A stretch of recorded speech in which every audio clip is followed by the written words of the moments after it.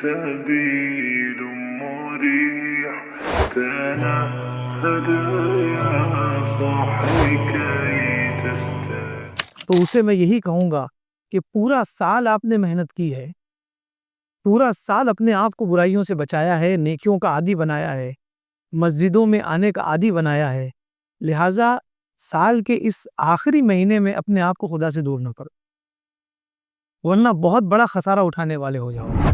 اور مبارک مہینے کی ابتدا میں ہے اور اس کا استقبال کر رہے ہیں. جس طرح اللہ تبارک و تعالی نے ہم پر فضل فرمایا اور رمضان کا مہینہ ہمیں عطا فرمایا، اسی طرح فضل بر فضل یہ کہ اللہ تبارک و تعالی نے ہمیں ماہ ذی الحج کے یہ پہلے ایام دکھائے. آج انشاءاللہ العزیز ہم ذی الحج کے جو 10 دن ہے، ابتدائی 10 دن، ان کے فضائل کے حوالے سے کچھ بات کریں گے. اللہ تبارک و تعالی ارشاد فرماتا ہے والفجر ولیال عشر، اور قسم ہے صبح کی اور 10 راتوں کی. اللہ تبارک و تعالی نے قسم دی صبح کی اور 10 راتوں کی. اس سے پتہ چلتا ہے کہ یہ 10 دن یا 10 راتیں ذی الحج کی کتنی عظیم ہے.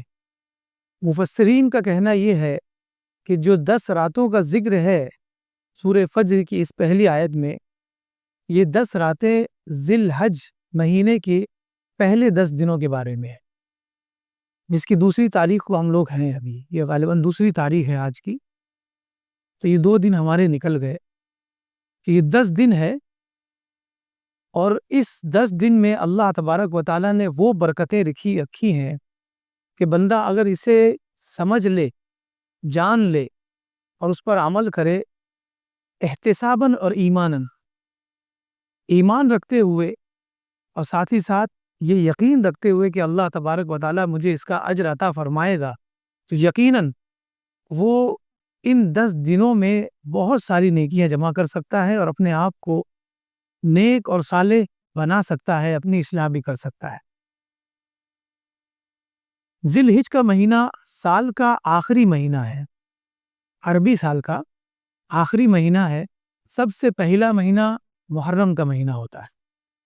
محرم کے مہینے میں ہم دیکھتے ہیں کہ امام عالی مقام کی قربانیوں کو، اور اسی طرح سال گزرنے کے بعد جو آخری مہینہ آتا ہے جسے ہم ذی الحج کہتے ہیں، اس مہینے میں بھی ہم حضرت ابراہیم علیہ السلام کی قربانیوں کو یاد کرتے ہیں.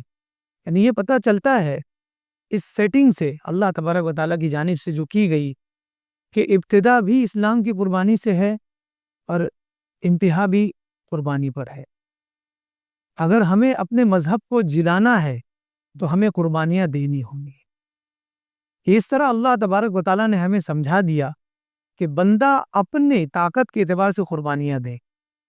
حضرت ابراہیم علیہ السلام کا معاملہ یہ تھا کہ انہوں نے اپنے بیٹے کی قربانی دی، اور وہ ایک لوتا بیٹا تھا، اور کافی عرصے کے بعد 60-70 سال کی ایج کے بعد آپ پیدا ہوا.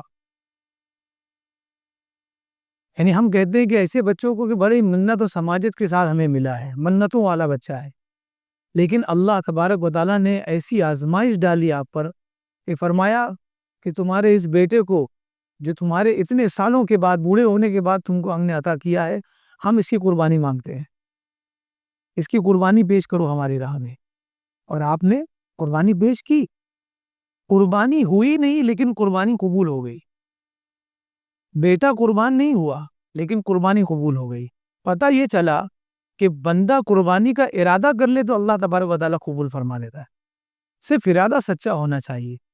قربانی ہو یا نہ ہو، جانور لایا ہے وقت پہ بھاگ جائے، شرعی اعتبار سے، قانونی اعتبار سے آپ کی قربانی ہو یا نہ ہو، لیکن رب تبارک و تعالیٰ کی بارگاہ میں اگر آپ نے سچے دل سے اسے پیش کیا اور وہ چلا گیا تو وہ قبول ہوگی. تو رب تبارک و تعالیٰ بندے کا دل دیکھتا ہے کہ بندہ دل کے اعتبار سے مجھ سے کتنا قریب ہے.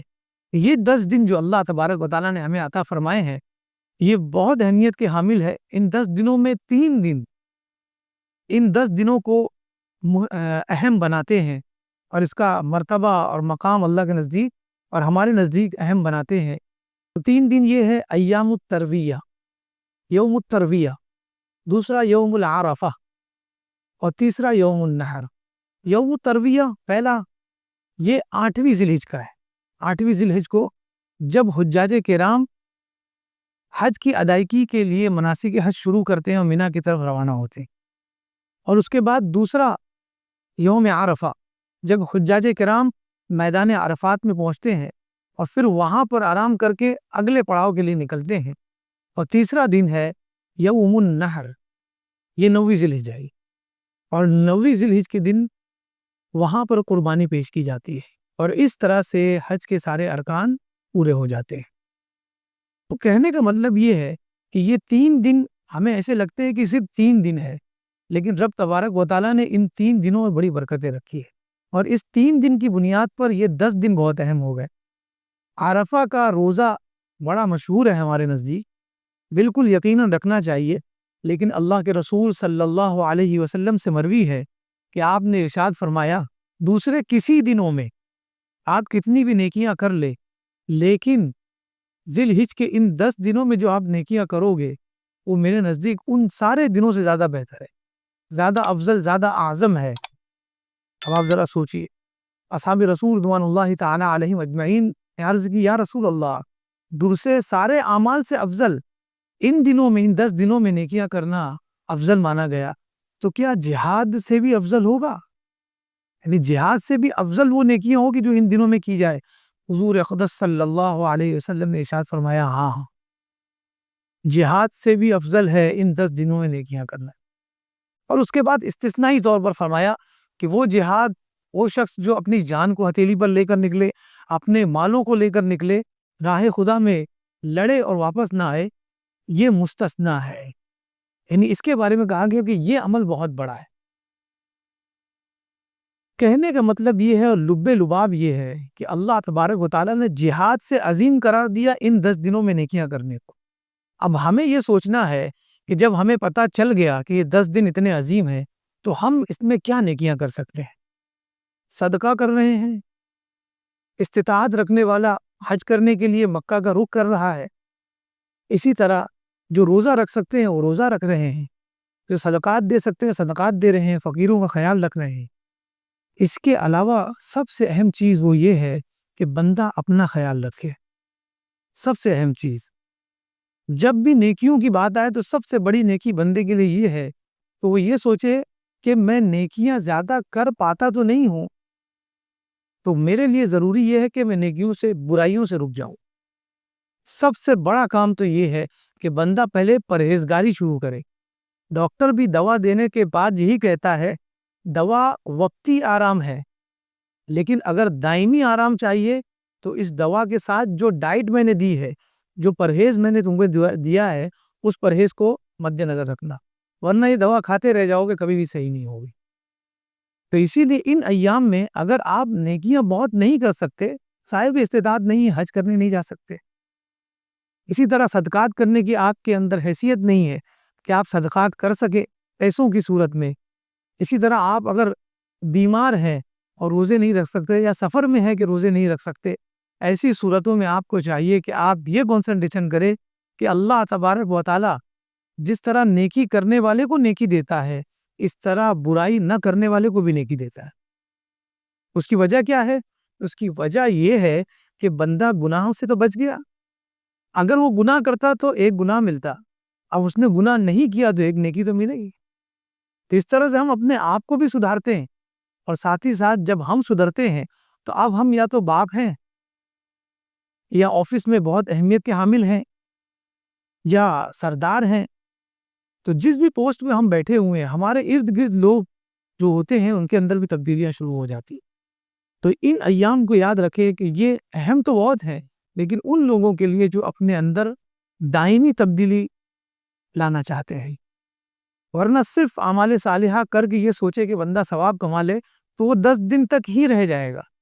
لیکن بندہ اگر اس 10 دن کو 1 سال تک کے بڑھانا چاہتا ہے تو اس کے لیے بہتر یہ ہے کہ وہ اپنے آپ کو بدل دے. یہ کتنا آسان ہوگا کہ نیکیوں کا عادی ہو جائے، بجائے اس کے کہ وہ زیادہ نیکی کرے۔ زیادہ نیکی کرنے سے بہتر یہ ہے کہ بندہ نیکی کا عادی ہو جائے۔ زیادہ نیکی کرنے سے بہتر یہ ہے کہ بندہ تھوڑی کرے لیکن ڈیلی کرے۔ اس طرح سے وہ اپنے اندر تبدیلی پیدا کر سکتا ہے۔ اللہ رب العزت نے جس طرح عظیم نعمتوں سے ہمیں نوازا ہے، اسی طرح یہ 10 دن بھی ہمیں دیے ہیں ان لوگوں کے لیے جو اس 10 دن کی عظمت کو سمجھتے ہیں اور سمجھنے کے بعد اس پر عمل کا ارادہ رکھتے ہیں۔ یہ 10 دن ہمیں ایک چیز اور بھی بتاتا ہے کہ یہ 10 دن اس مہینے کے 10 دن ہیں جو مہینہ سال کا آخری مہینہ ہے۔ اب وہ بندہ جو سال کے شروع میں نیکیاں کرتا آیا، کرتے ہوئے رمضان کے مہینے تک آیا، تب بھی علماء نے کہا کہ نیکیاں کرتے رہو، ہار مت ماننا، برائیوں سے بچتے رہو، ہار مت ماننا، شیطان کے سامنے مغلوب نہ ہونا۔ وہ نیکیاں کرتے کرتے جب سال کے آخری مہینے میں آتا ہے تو ہو سکتا ہے تقاضۂ بشری کہ وہ تھک جائے، وہ شیطان کے ورغلانے میں آ جائے اور وہ پھر راہ راستے سے ہٹ جائے۔ تو اسے میں یہی کہوں گا کہ پورا سال آپ نے محنت کی ہے، پورا سال اپنے آپ کو برائیوں سے بچایا ہے، نیکیوں کا عادی بنایا ہے، مسجدوں میں آنے کا عادی بنایا ہے، لہٰذا سال کے اس آخری مہینے میں اپنے آپ کو خدا سے دور نہ کرو، ورنہ بہت بڑا خسارہ اٹھانے والے ہو جاؤ۔ انسان کتنا بھی محنت کر لے، کتنا بھی دوڑ لے، ریس میں دوڑنے والا انسان ایتھلیٹ جو ہوتا ہے دوڑتا ہے، شروعات میں وہ کتنا بھی تیز دوڑ لے، لیکن جو اینڈنگ پوائنٹ ہے جہاں پر پہنچنے کے بعد وہ جیتے گا، وہاں پر اگر وہ تیز نہیں دوڑا تو وہ کامیاب نہیں مانا جاتا۔ بس اسی طرح ہمارا بھی حال ہے، کتنا بھی ہم نے عبادت کر لی سال بھر میں، لیکن اگر ہماری اینڈنگ صحیح نہیں ہے، ہمارا انجام صحیح نہیں ہے، تو آپ سوچیں کہ کیا بہتر ہو سکتا ہے ہمارے لیے۔ کوئی انسان اپنی دکان کی اوپننگ کرتا ہے، کاروبار شروع کرتا ہے، لوگوں کو بلاتا ہے، فاتحہ خوانی کرواتا ہے، لوگوں کے درمیان شیرنی بانٹتا ہے، لوگ خوش تو بہت ہوتے ہیں، لیکن کسی کی زبان پہ یہ نہیں ہوتا کہ یہ بہت کامیاب تاجر ہے، بہت کامیاب بزنس مین ہے، بلکہ لوگ یہ کہتے ہیں دعا کریں کہ یہ کامیاب ہو جائیں، کیونکہ مستقبل اور انجام کسی نے نہیں دیکھا ہے۔ ہم اسے اس وقت کامیاب تاجر کہہ سکتے ہیں جب 4 سال کے بعد، 3 سال کے بعد، 2 سال کے بعد ہم دیکھیں کہ اس کی دکان اسی طرح سجی ہوئی ہے جس طرح اوپننگ کے دنوں میں سجی تھی، تو ہم مانیں گے کہ ہاں یہ کامیاب تاجر ہے، اس نے 4 سال تک اپنے آپ کو بچائے رکھا، بہت ساری ہوائیں چلی جو اسے اکھاڑ دیتی، لیکن اس نے ہار نہیں مانا اور کامیاب تاجر بن کر دکھایا، اور آج سال 2 سال کا عرصہ گزر گیا، آج بھی اس کی دکان چمک رہی ہے، مال بھرے ہوئے ہیں۔ بس اسی طرح ہمارا بھی معاملہ ہے کہ ہم سال بھر تک نیکیاں کر لیں، لیکن اگر آخری ایام میں ہم نیکیوں سے دور ہو جائیں تو بتائیے ہم خائب و خاسر ہوں گے کہ نہیں ہوں گے، نقصان اٹھانے والے ہوں گے۔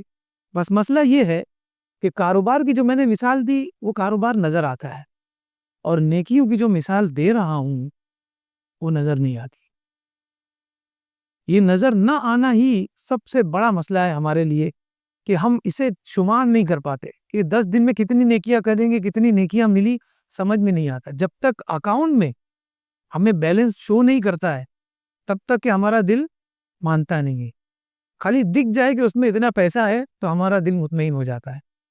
اسی طرح نیکیوں کا کوئی انڈیکیٹر نہیں ہے جس کی بنیاد پر نیکیاں کرنے والا بندہ بہت زیادہ خوش نہیں رہتا، تو اسے ہمیشہ یہی سوچنا چاہیے کہ رب تبارک و تعالیٰ نے مجھے نیکی کرنے کی توفیق دی، اس سے بڑی کیا نیکی ہو سکتی ہے میرے، اس سے بڑا ثواب میرے لیے کیا ہو سکتا ہے کہ اللہ تبارک و تعالیٰ نے دوسروں کو نہیں توفیق دی، مجھے توفیق دی اور میں نیکیاں کرنے آ گیا۔ تو یہ 10 دن کو آپ اپنی زندگی کا آخری 10 دن سمجھے۔ اللہ تبارک و تعالیٰ مجھے بھی توفیق دے اور آپ کو بھی توفیق دے، اور خاص کر یوم عرفہ کے دن روزے کا اہتمام کرے، کیونکہ اس دن جو روزہ رکھے گا، اللہ کے رسول صلی اللہ علیہ وآلہ وصحبہ وسلم نے ارشاد فرمایا، پچھلے 1 سال جو اس کی زندگی کی گزر چکے اور آنے والا 1 سال جو اس کی زندگی میں آنے والا ہے، ان دونوں سالوں کے اندر جو بھی اس سے گناہ ہوئے یا ہوں گے، اللہ تبارک و تعالیٰ اس کی مغفرت فرما لے گا۔ کتنا بڑا آفر ہے! آپ صرف سال کے آخری 10 دن کی حفاظت کر رہے ہیں اور اللہ تبارک و تعالیٰ پچھلے اور اگلے سالوں کی حفاظت فرما لے رہا ہے۔ سیو کر دیا، تو اللہ تبارک و تعالیٰ کی بارگاہ میں رجوع کرے، اور یقین مانیے پورا سال بندہ اللہ سے دور رہا، اور اگر آخر میں قریب آ جاتا تب بھی بڑی نعمت ہے۔ جو بندہ نیکی کرتا رہا تو میں اس سے نصیحت کروں گا کہ وہ آخر میں بھی نہ چھوڑے، لیکن وہ جو پورا سال دور رہا وہ نا امید نہ ہو، وہ یہ نہ سوچے کہ میں نے تو رمضان میں بھی روزے نہیں رکھے، نیکیوں کے کام نہیں کیے، اور بھی بہت سارے مہینے آئے، بہت ساری فضیلتیں بتائی گئی، میں نے کچھ کیا نہیں، اب یہ 10 دن میں کیا کر لوں گا۔ یہ 10 دن آپ کے لیے آپ کی زندگی میں ٹرننگ پوائنٹ ہو سکتے ہیں۔ اللہ تبارک و تعالیٰ زیادہ نیکی نہیں دیکھتا، بلکہ دیکھتا ہے کہ بندہ دل سے کر رہا ہے کہ نہیں کر رہا، اور بندہ مجھ سے ڈر کر رہا ہے کہ نہیں کر رہا ہے۔ لہٰذا وہ بندہ جو ہمیشہ نیکی کر چکا ہے اسے چاہیے کہ وہ ہمت نہ ہارے، اور جو بندہ گناہوں میں ملوث تھا اسے چاہیے کہ ان 10 دنوں کو غنیمت شمار کرے، اور اس 10 دنوں میں اپنے آپ کو تبدیل کرے، اپنی اصلاح کرے۔ رب تبارک و تعالیٰ کی بارگاہ میں دعا ہے کہ ہمیں کہنے سننے سے زیادہ اس پر عمل کی توفیق عطا فرمائے، اور آنے والے دنوں میں ہمیں نیکیاں کرنے کی توفیق عطا فرمائے۔ رب تبارک و تعالیٰ کی بارگاہ میں دعا ہے کہ ہمارے درمیان جو معاملات ہے اسے دور فرمائے، اور مسلمانوں کی ہر جا مدد فرمائے۔ وصلی اللہ تعالی علی خیر خلقہ محمد وعلی آلہ وصحبہ اجمعین برحمتک یا ارحم الراحمین۔